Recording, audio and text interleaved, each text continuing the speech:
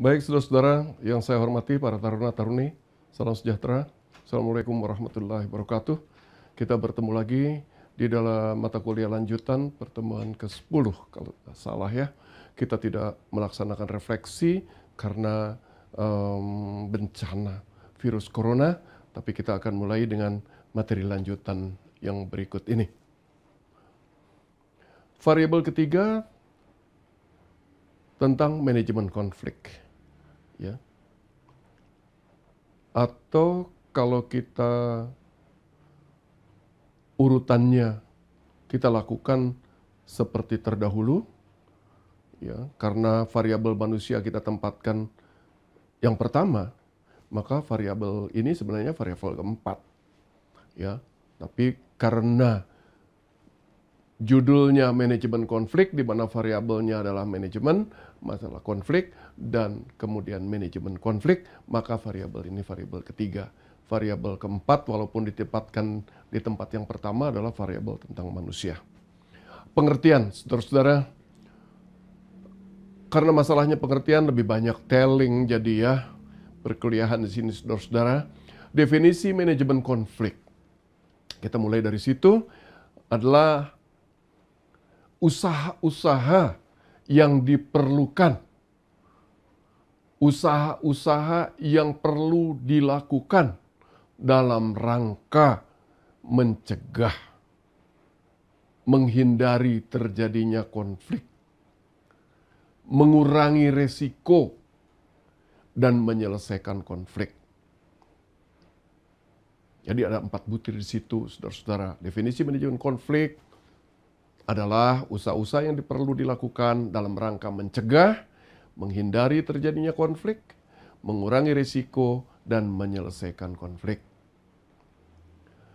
Sehingga tidak mengganggu kinerja organisasi. Kita ingat tadi bahwa organisasi ya seperti uraian terdahulu, ya adalah wadah yang statis di mana di dalamnya ada unsur 6M digerakkan oleh manajemen untuk mencapai tujuan yang telah disepakati sebelumnya. Gitu kan ya.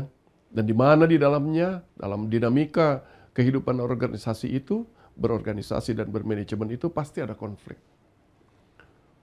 Ya, sehingga kalau terjadi manajemen konflik, maka definisi manajemen konflik dikatakan sebagai usaha-usaha yang perlu dilakukan dalam rangka mencegah, menghindari terjadinya konflik, mengurangi resiko dan menyelesaikan konflik, sehingga tidak mengganggu kinerja organisasi itu dalam mencapai tujuan bersama yang sudah disepakati sebelumnya itu.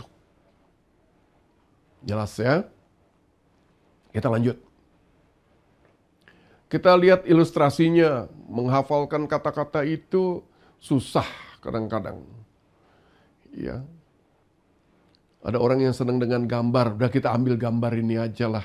Tuh kira-kira kemungkinan ada 2 orang yang mau membuat konflik kira-kira karena perbedaan pendapat, persepsi dan lain-lain.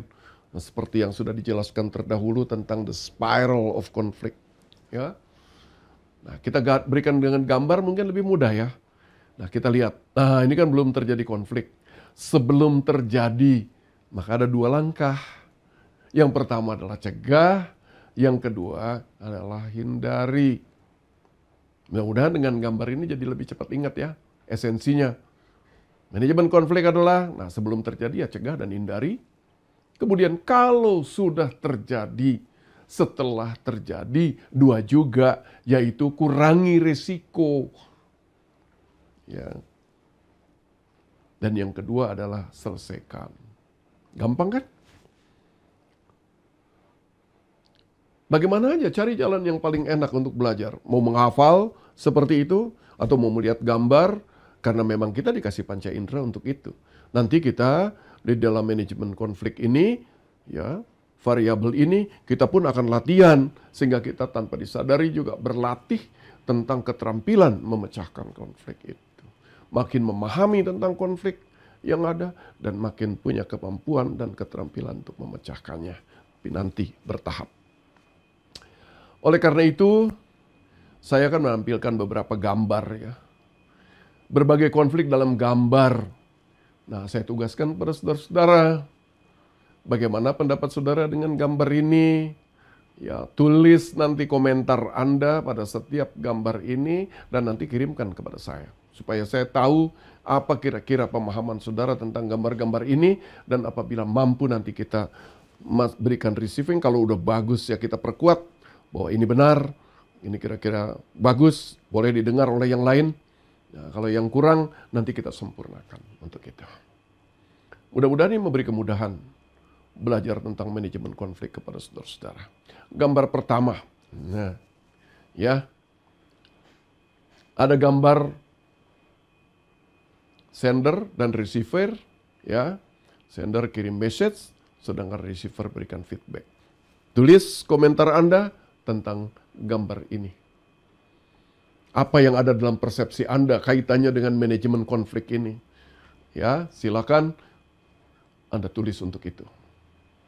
Sifatnya perorangan ya, supaya saya bisa memberikan kontribusi terbaik bagi perjalanan belajar mengajar Anda. Anda tidak boleh bertanya pada teman, ya, tapi Anda isi sendiri, mental sendiri. Gambar kedua. Kalau gambar ini digambarkan bahwa orang-orang yang ada di lingkaran sana bertanya-tanya, nah kira-kira ada dinamika apa? Ya, Anda uraikan lagi, tulis lagi pendapat Anda tentang ini. 2. 3. Ini sudah pernah kami perlihatkan, sudah pernah kita coba, kita praktekkan bahkan ya bagaimana memanagenya gitu dalam kapasitas yang sederhana. Nah, tapi ada baiknya Anda komentari lagi permasalahan ini, sejauh mana pemahaman Anda tentang persepsi gambar ini.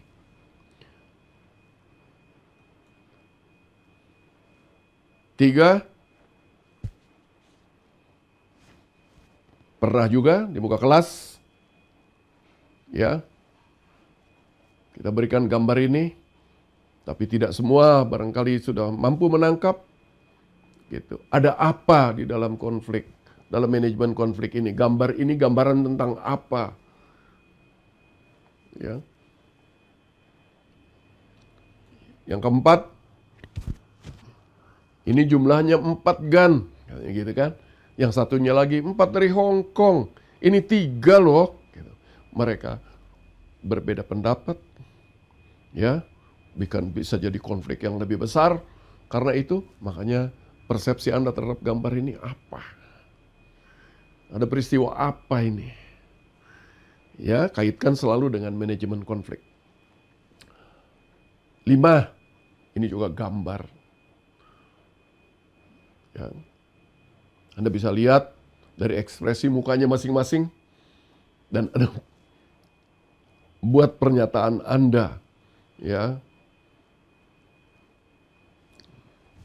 Tulis dengan baik. Begitu juga gambar ini 6. Gambar apa sih ini? Lanjut. 7. Apa sih maknanya gambar ini kira-kira? 8. Apa maknanya gambar ini? Ya. Sederhana ya belajarnya. Kemudian ada gambar ini. Ini ilustrasi saya, gambar yang di tengah itu adalah satu orang dikeroyok oleh 4 orang. Ini fenomena pengeroyokan. Yang melihatnya, ya, yang melihatnya adalah seorang kriminolog. Yang lain yang melihat ini seorang ekonom. Yang lain lagi seorang kiai. Yang lain lagi seorang polisi. Yang lain lagi dia adalah teman yang dikeroyok, sahabatnya yang dikeroyok. Yang lain lagi adalah bapak dari anak yang dikeroyok itu. Ya. Yang lain lagi pacar, adik, boleh Anda tambah siapa lagi yang ada di situ. Tugas Anda adalah, ya, kita baca di situ, persepsi apa kira-kira yang ada pada mereka tersebut masing-masing itu. Jadi persepsi apa yang ada pada kriminolog, pada kiai, pada polisi, masing-masing ya. Tulis. Dan kira-kira tindakan apa yang akan mereka perbuat. Statement apa yang akan mereka nyatakan. Ya. Tugas untuk Anda loh. Ya, supaya Anda makin tajam dengan pendapat Anda sendiri yang sudah ada pada diri Anda akibat Anda membaca dan menyatukannya menjadi bagian dari perilaku-perilaku Anda di dalam memanage konflik. Gambar lanjutannya sama tadi. Ada apa sih ini? Kenapa sih ini? Ya, reasoning apa kira-kira yang Anda akan berikan dengan kejadian seperti ini? Bukan pemecahan masalah ya, bukan. Tapi pendapat Anda terhadap peristiwa ini. Tolong tulis lagi. Selesai tugas Anda. Kita kembali kepada pemahaman pengertian manajemen konflik.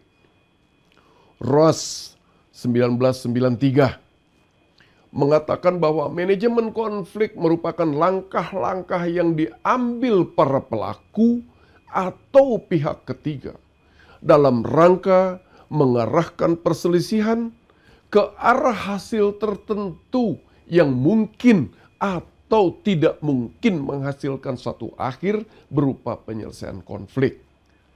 Dan mungkin atau tidak mungkin menghasilkan ketenangan, hal positif, kreatif, bermufakat, atau agresif. Nah, pendapat Ross seperti itu. Ngafalnya banyak ya. Kalau ujian disuruh ngulangi kayak begini, gini, kalau isi sendiri, wah lupa. Pasti banyak yang kurang. Kita nggak penting permasalahan itu. Yang penting Anda tadi tahu konsep. Ya, gambar-gambar tadi itu konsep.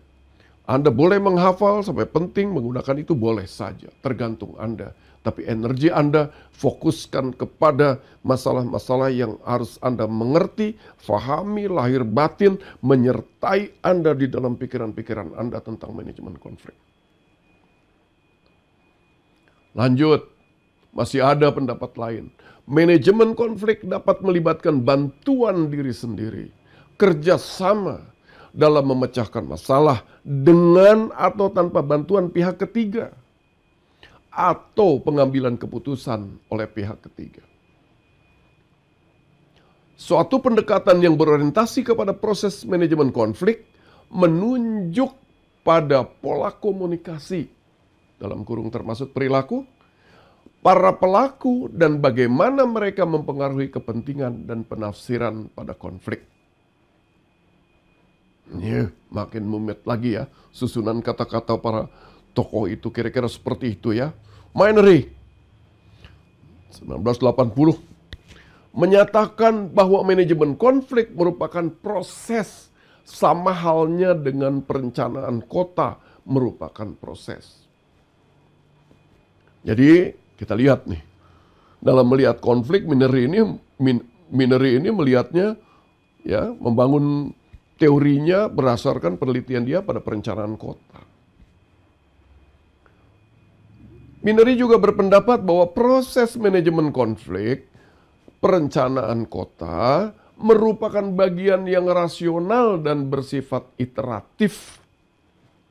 Artinya, bahwa pendekatan model manajemen konflik perencanaan kota secara terus-menerus mengalami penyempurnaan sampai mencapai model yang representatif dan ideal.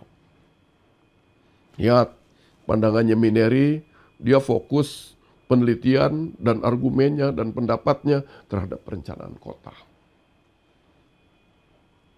Kita lari ke arah tujuan manajemen konflik. Tujuan manajemen konflik kembali kepada gambar yang tadi awal. Cuma 4. 1, mencegah kemungkinan terjadinya konflik. 2, menghindari dari adanya konflik yang terjadi.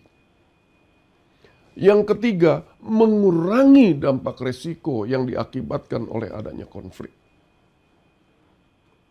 Yang keenam, menyelesaikan konflik dalam waktu sesingkat mungkin. Dilihat ya, dihafal ya. Jadi kembali cuma 4 tuh manajemen konflik itu intinya. Cegah, hindari, kurangi dampak resiko, selesaikan konflik sesingkat mungkin. Agar kalau mau panjang seperti itu, agar gitu ya, kinerja pencapaian organisasi, pencapaian tujuan organisasi tidak terganggu. Tambah lagi kata lain silakan pilih sendiri, tapi intinya itu. Kita lihat gambar berikut. Mengelola konflik berarti kita harus meyakini bahwa konflik memiliki peran dalam rangka pencapaian sasaran secara efektif dan efisien. Oh, kenapa kok gitu? Ya memang begitu. Ya. Orang yang tidak pernah mengalami konflik, orang yang tidak pernah menemukan masalah, dia justru menjadi bermasalah dia. Karena masalah adalah keniscayaan. Konflik adalah keniscayaan. Bahkan di dalam ilmu yang lebih tinggi, seringkali seorang pimpinan melihat dibutuhkannya penciptaan konflik tertentu yang dikendalikan untuk memicu ya tumbuh dan perkembangan kemampuan dan keterampilan dari organisasinya sendiri untuk mencapai tujuan. Ya, mengelola konflik perlu skala prioritas agar tidak menimbulkan kekacauan dalam koordinasi dan integrasi antar fungsi atau divisi dalam organisasi. Ada konflik banyak, saudara. Ya, 1, 2, 3, 4, 5. Nah, Anda harus pandai lihat. Nah, ini konflik ditunda, nggak apa-apa, itu sedikit. Paling tolong sampaikan pesan kayak begini-gini, itu seni sendiri. Tapi ada yang punya skala prioritas pertama, Anda harus lakukan secepat mungkin.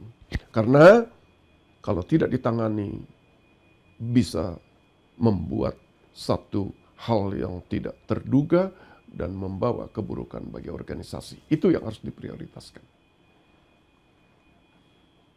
Pengelolaan konflik. Pengelolaan konflik. Ya. Konflik dapat dicegah atau dikelola dengan 4 hal. 1, disiplin. Gampang berbicaranya, tapi nggak gampang melaksanakannya. Mempertahankan disiplin dapat digunakan untuk mengelola dan mencegah konflik.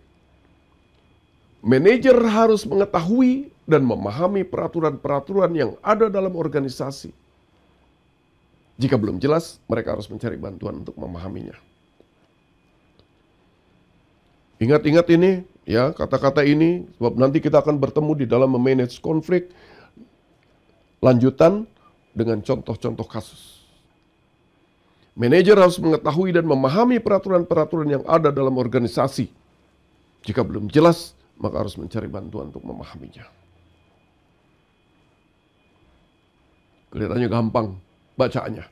Melaksanakannya, penghayatannya nggak gampang. Kedua, pertimbangan pengalaman dan tahapan kehidupan.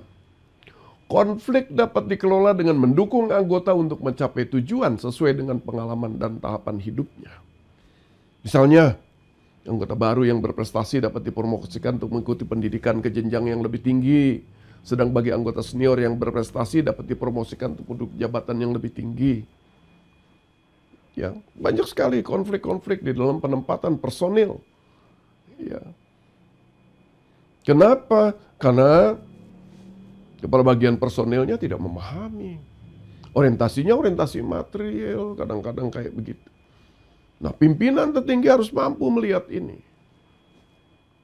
Ya, seringkali penempatan personil yang tidak tepat justru membangun kehancurannya sendiri.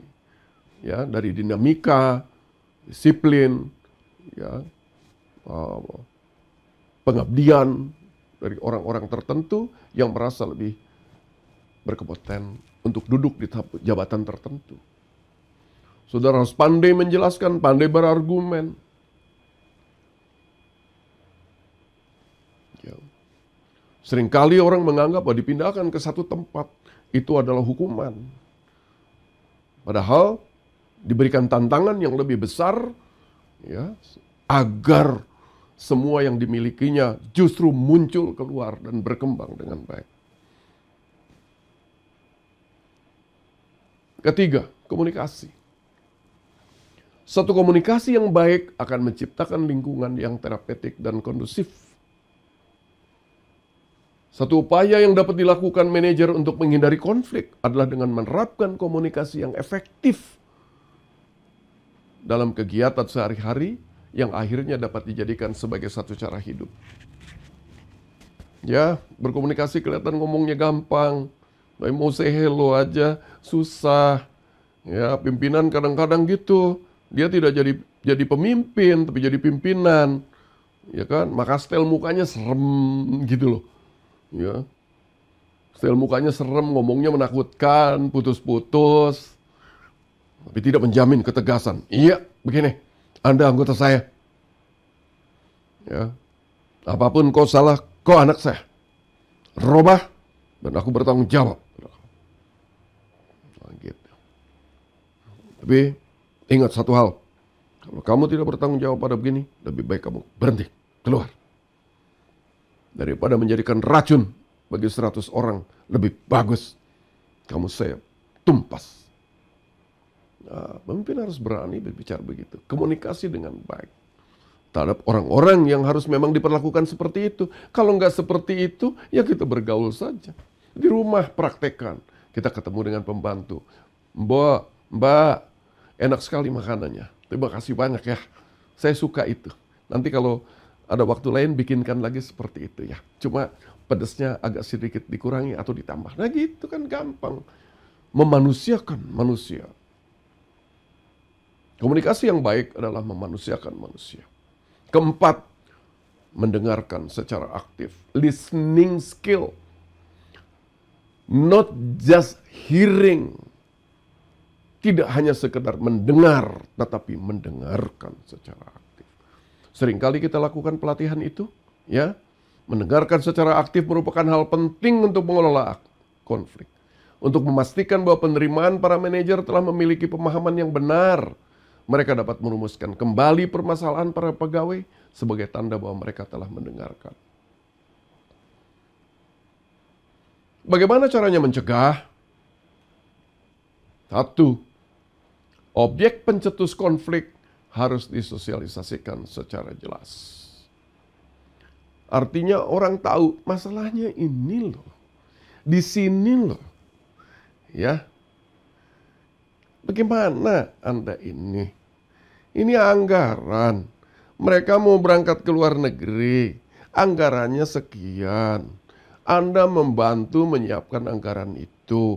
Kalau mereka merasa terbantu, teman-teman Anda sendiri itu, mereka menyisihkan untuk Anda, ya itu rezeki Anda. Tapi kalau Anda potong harus sekian, harus kayak begini, Anda itu merusak kehidupan organisasi. Padahal tugas harus dilakukan, tujuan harus tercapai. Jadi orang harus mengerti seperti itu. Itu banyak terjadi ya, antara benturan antara staf dan lini. Yang kedua, dihindari adanya kesalahpahaman. Hindari kesalahpahaman dengan describing yang jelas. Makanya tadi diperlukan kata saya, skill kalian harus mampu kalian kembangkan. Ingat itu rumusnya. There are two ingredients of sound preparation for success in the business life. Consists of knowledge and the other side is skill. Dan yang kedua adalah tumbuhnya kepribadian, personality. The way you act physically, the way you listen, the way you talk, your philosophy of life, your smile to the other people, your willingness to help another people, itu Anda harus bangun terus.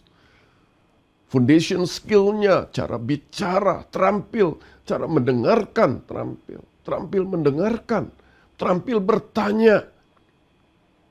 Kamu sudah coba saya berikan pada Anda. Ya. Teknik-teknik bertanya, Ada open question, ada close question, ada rhetorical question, ada leading question. Macam-macam caranya sudah diberikan sedikit-sedikit pada saudara-saudara. Ya. Banyak cara untuk menghindari adanya kesalahpahaman. Mengulangi, ya, menanyakan, gitu ya, check understanding atau bertanya apakah cukup jelas. Boleh nggak dilakukan dulu kira-kira atau banyak. Atau menjelaskan kedua kali. Kemudian yang ketiga, benefit harus dibagi secara adil dan merata. Ada fairness. Ya, manakala tidak ada keadilan di situ, makan sendiri, mau pimpinan kek, mau apa kek, pasti menambah konflik. Yang keempat, transparansi perlu dijaga. Ya, kira-kira itu. Masih ada lanjutannya, yaitu menghindari penundaan pelaksanaan menunggu kesiapan stakeholder. Kedua, win-win solution. Kemudian ketiga, penerapan exit strategi. Untuk mengurangi dampak, mengurangi skala kegiatan, dan penanganan dipercepat. Saudara-saudara, pertemuan hari ini hanya sampai di situ. Ya. Tolong jawab dengan jelas pernyataan-pernyataan saudara dalam gambar yang ditugaskan tadi. Tambahan referensi yang barusan saya sampaikan. Ya, untuk pertemuan ya, perkuliahan ini saya anggap cukupi, dan nanti mudah-mudahan melalui kegiatan Zoom kita bisa bertatap muka. Seandainya virus ini belum selesai juga ditangani, kita bisa bertatap muka melalui Zoom walaupun hanya 40 menit. Baik saudara-saudara, dengan demikian perkuliahan sudah bertambah pada masalah itu, ya, masalah manajemen konflik. Mudah-mudahan nanti kita punya waktu, ya, yang bisa kita representasikan di dalam kegiatan-kegiatan langsung bagaimana melalui alat instruksi kita melakukan penyelesaian konflik. Sekian dan terima kasih. Semoga saudara-saudara tetap sehat, menjaga diri pribadi untuk tidak kena wabah itu. Jadilah orang yang tertib, disiplin untuk mencegah dan ikut, ya, berpartisipasi sepenuhnya terhadap upaya-upaya pemerintah di dalam menanggulangi wabah corona ini. Minimal salah satu adalah dengan disiplin Anda untuk mengikuti semua peraturan yang ada.